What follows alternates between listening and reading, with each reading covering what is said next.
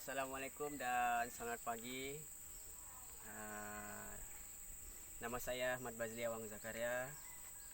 Saya sudah berusia 29 tahun dan kini sedang mengusahakan tanaman cili vertigasi lah. Dan saya memilih pokok cili padi bara. Dan saya buat usaha ini secara sepenuh masalah sekarang. Alhamdulillah pada hari ini kita lihat pokok tanaman sudah berusia masuk 5 bulan lah, sudah sedang menunggu buah. Oke, secara kronologinya, secara ringkasnya saya ceritakan serba sedikit perjalanan ataupun proses penanaman cili vertigasi inilah. Vertigasi itu ialah sistem yang kaidah ataupun sistem yang kita gunakan dalam pertanian. Penanaman ini mengambil masa jangka hayat pokok selama minima 8 bulan lah, tapi saya ambil sehingga ke 9 bulan untuk satu pokok cili. Jadi untuk permulaan kita panggil peringkat awalan lah, peringkat permulaan yaitu daripada semaian pokok lah, semaian anak benih. Okey, biji benih kita pilih yang terbaik, biji benih yang berkualiti. Selepas daripada itu kita semai di satu tapak semaian yang merangkumi 104 lubang, dan kita semai setiap lubang satu biji benih, dan total keseluruhan untuk satu tray mewakili 104 pokok lah. Selepas tempo kita semai di tapak semaian tu mengambil masa selama 25 hari. Itu adalah standard standard piawaian yang kita ambil lah, 25 hari. Tapi saya genapkan 30 hari, iaitu sebulan lah. Lepas daripada 30 hari ataupun sebulan, kita akan pindah ke polybag bersaiz yang saya guna sekarang, saiz 15-18, dan juga boleh juga kita pilih saiz 16-16. Okey. Jadi media yang digunakan untuk semaian tu yang terbaik kita pilih peat moss lah, kerana peat moss ni dia punya media ni memang terbaik untuk biji benih kita semai anak pokok, sebab dia mengandungi kandungan nutrien ataupun humus kita panggil. Dia mempercepatkan tumbuhan lah, pertumbuhan awal. Lepas daripada peringkat semaian, kita akan pindah ke polybag. Dan polybag ni kita menggunakan media sabut kelapa. Kita pilih sabut kelapa. Okey. Kenapa kita pilih sabut kelapa? Sebab sabut kelapa ni dia punya kandungan adalah zero, dan adalah terbaik dari segi pengurangan ataupun serangan daripada penyakit dan perosak daripada bawaan tanah, dan terbaiklah daripada kita pilih tanah. Okey, lepas daripada 30 hari kita semai, kita transplant. Kita akan transplant ke polybag, dan untuk tempoh 30 hari ke 120 hari ataupun selepas sebulan hingga ke tempoh ke 4 bulan adalah fasa pertengahan, fasa untuk kita tunggu pokok keluar bunga lah. Selepas dia keluar bunga, dia akan keluar buah. Dan sekarang pokok yang saya usahakan ni sudah mengeluarkan buah. Kini masih berwarna hijau, sedang tunggu warna merah lagi. Lepas tu, selepas daripada ini sudah masuk untuk yang pokok peringkat sekarang ni sudah masuk 5 bulan lah, lebih 120 hari sudah. Sekarang sedang tunggu peringkat untuk buah masak merah, untuk buah matang. Lepas itu kita habis. Selepas daripada tempoh 120 hari, 4 bulan selepas tu, dalam tempoh 4 bulan lepas tu sehingga ke 8 bulan, bulan ke-8 adalah peringkat di mana kita akan kutip hasil lah, tuaian. Mana tempoh dia tu merangkumi 5 ke 6 bulan. Dia punya proses kutipan hasil. Jadi untuk peringkat kutipan hasil ni dia ada banyak peringkat lah kita pilih, sebab kalau dari sudut pemasaran dia ada grading dia masing-masing. Lepas daripada pemasaran, lepas daripada kutipan hasil, kita akan pasarkan keluar, kita akan supply kepada customer yang sedia ada lah sekarang. Dan alhamdulillah kini usia pokok sudah menjangka ke 140 hari lah yang saya ada sekarang. Itu saja daripada saya.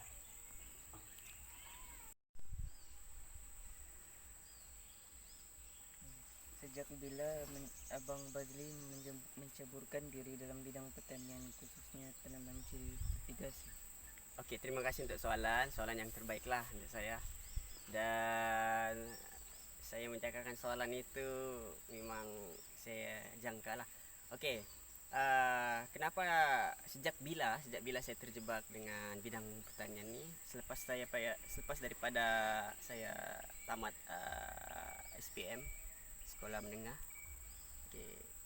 Sejujurnya saya memang tidak terdedah lah, tidak expose dengan bidang pertanian ni. Sebab saya masa tu lepas saya pada SPM, saya bidang teknologi maklumat. Tapi atas dorongan dan sokongan keluarga, mereka menasihati untuk saya mencuburi bidang pertanian ya. Lepas daripada tamatnya sekolah menengah SPM, saya mengambil cabaran untuk diri saya mencuburi bidang pertanian, masuk ke Politeknik Sandakan Sabah dan ambil jurusan diploma agroteknologi lah. Dan selepas daripada itu selama 3 tahun saya menghabiskan pengajian. Juga saya mendapat tawaran untuk sambung pengajian saya ke peringkat lebih tinggi lagi, ke ijazah sarjana muda di Universiti Malaysia Sabah. Okey. Untuk sistem fertigasi ini, kenapa saya pilih sistem ini dan kaedah ini dan tanaman cili fertigasi ini?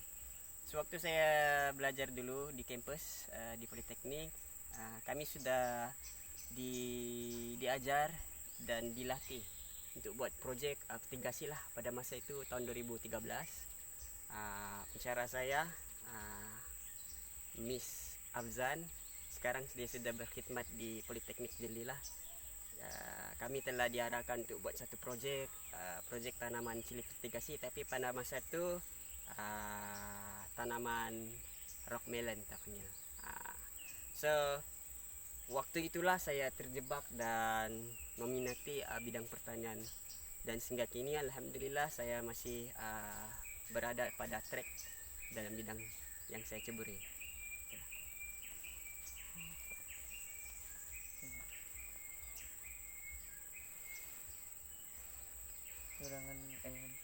Soalan nomor 2. Okey. Serangan penyakit cili dan juga serangan mangkuk perusak serta cara mengawalnya. Okey.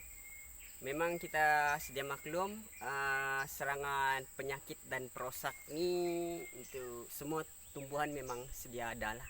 Tapi kita khususkan untuk tanaman cili ni, sepanjang saya berhadapan dengan penanam ni,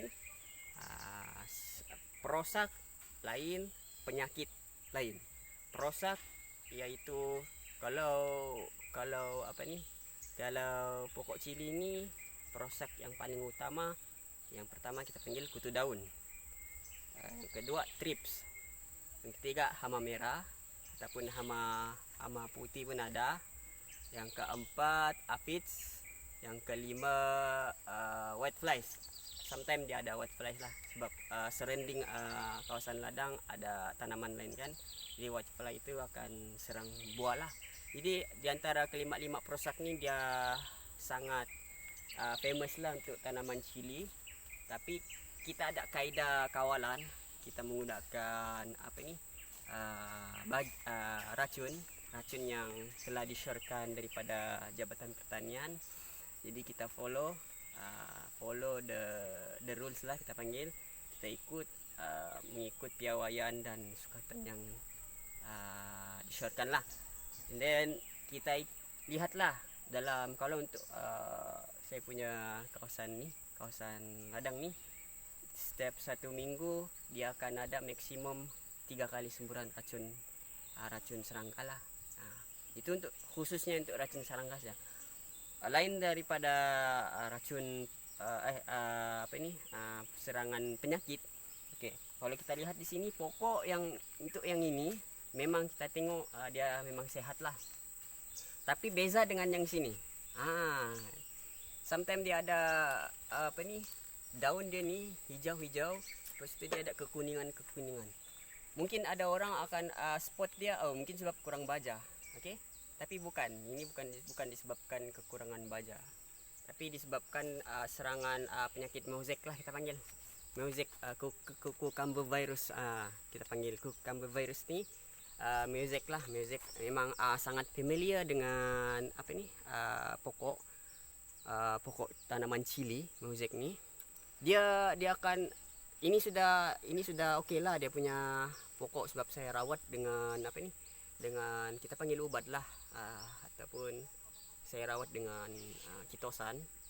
Okey, jadi dia punya daun pun sudah okey dan kurang sedikit lah tompok-tompok kuning.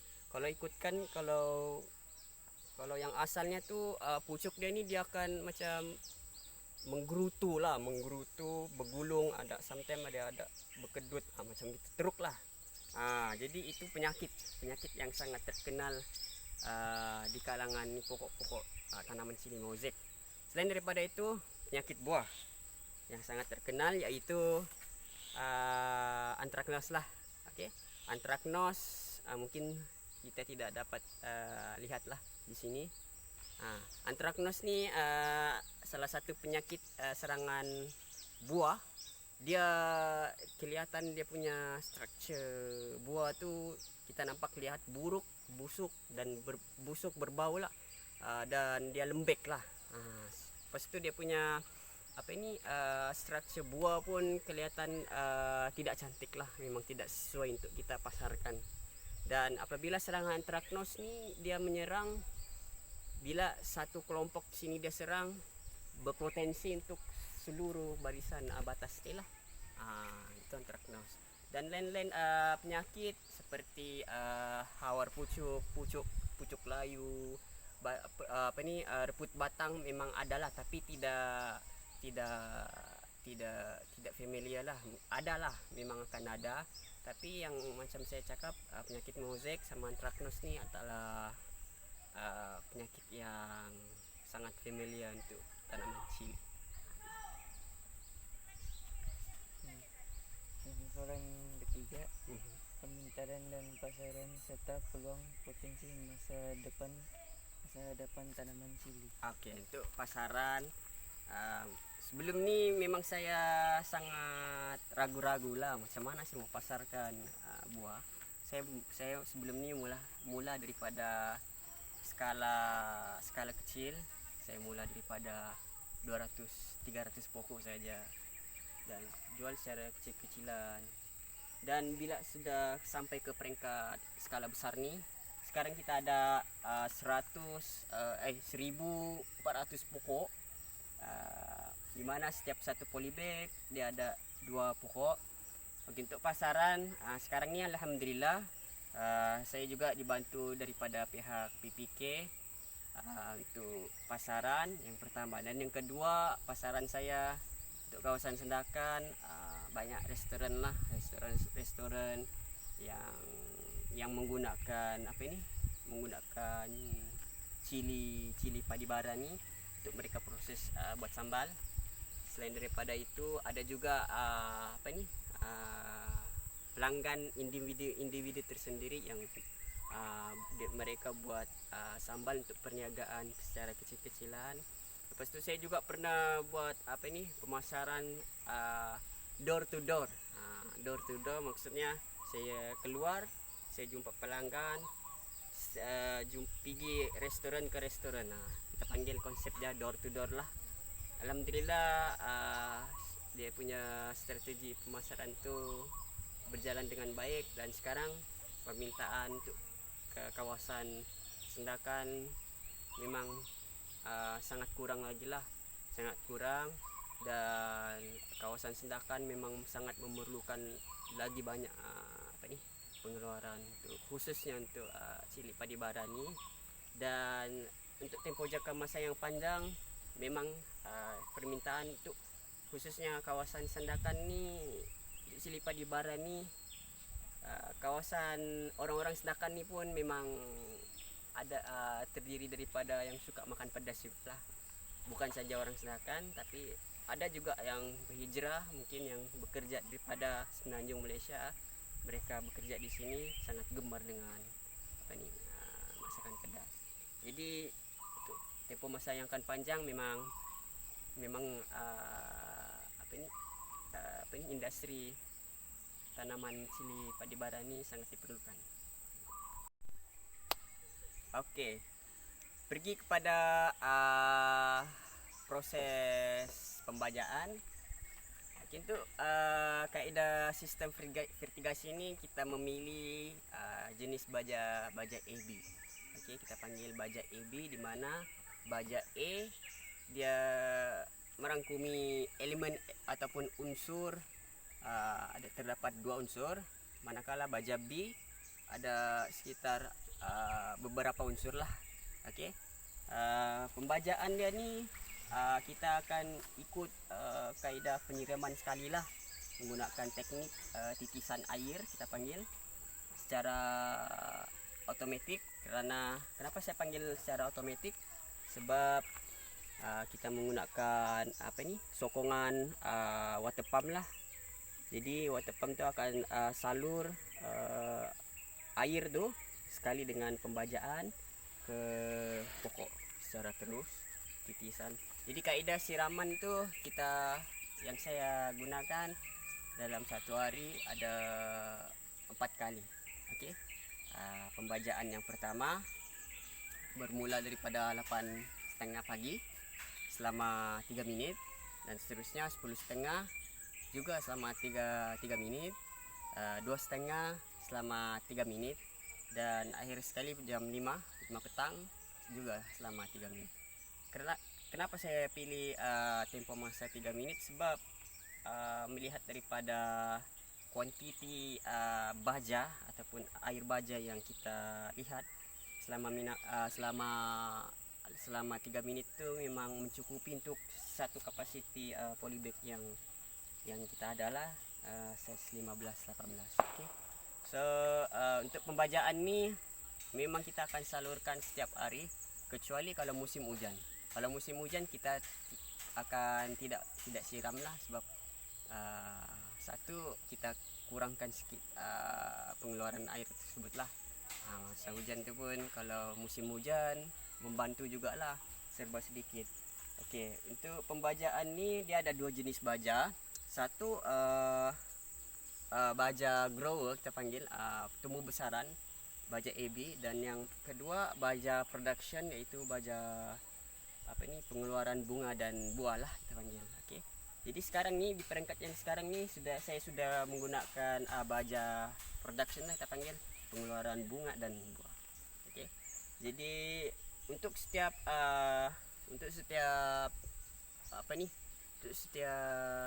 kuantiti baja yang digunakan, dia mengikut kepekatan, kita panggil kepekatan concentration, kepekatan baja. Dan sekarang kepekatan baja yang digunakan adalah 2.2 ms. Itu dia punya kepekatan lah, kita panggil. Sebab kenapa kita ukur menggunakan kepekatan baja? Sebab untuk cili dia maksimum boleh pergi sampai 2.4 ms lah kepekatan dia. Beza dengan untuk permulaan anak pokok, kita akan start dia kepekatan baja dia 0.5 ms lah. And then lepas daripada seminggu dia akan berubah lah, dia ada jadual dia tersendiri lah, kita ada piawaian dia tersendiri. Okey.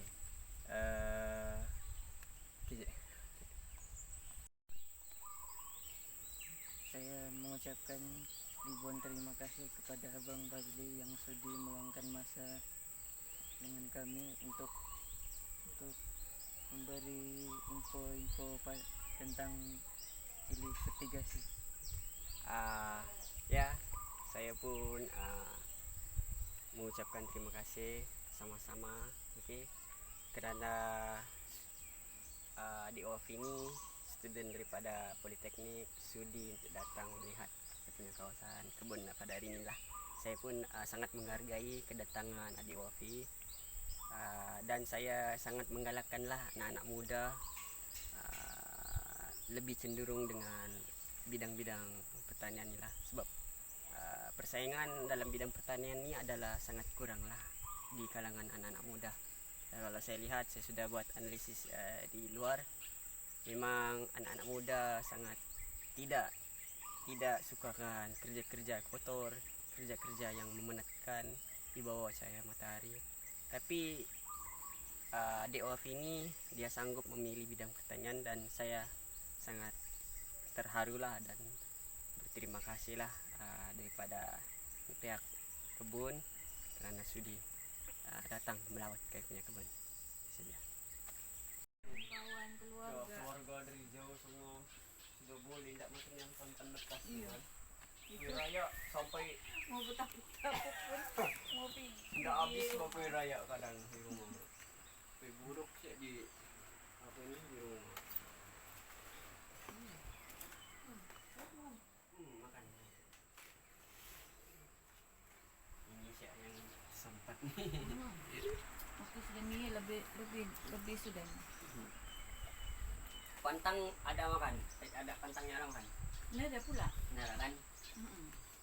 Dia ada kawal zat besi, tidak ada bahkan iron tu. Iya, enggak. Tidak ada kan? Tidak ada Macam kawal. saya ada. Mm-mm. Jadi maksudnya pantang makan memang ada. Iya. Terus anak buah Kak pun bisa juga. Siapa namanya Kak? Si Nur Syafika. Syafika. Tapi dia tambah darah tuh di Kinabatangan. Oh sana. Bukan di Sendakan. Dulu sebelum Kinabatangan tu ada tambah darah tu, semua banyak kan turun tindakan tu. Iya. Sekarang alhamdulillah Syafika. Iya, Nur Syafika binti Rusdin. Pertama kali nampak kenal. Berapa sih umur dia? Masih juga, tapi 25 ke atas sudah Oh, lah, 25. di bawah 30. Lepas tu kakaknya tuh pembawa, berkahwin, suaminya pun pembawa. Nah, memang risiko lah. Ya, ada anak dorang juga yang pengidap, Menyedapkan. Memang tu. yang bulan-bulan juga tambah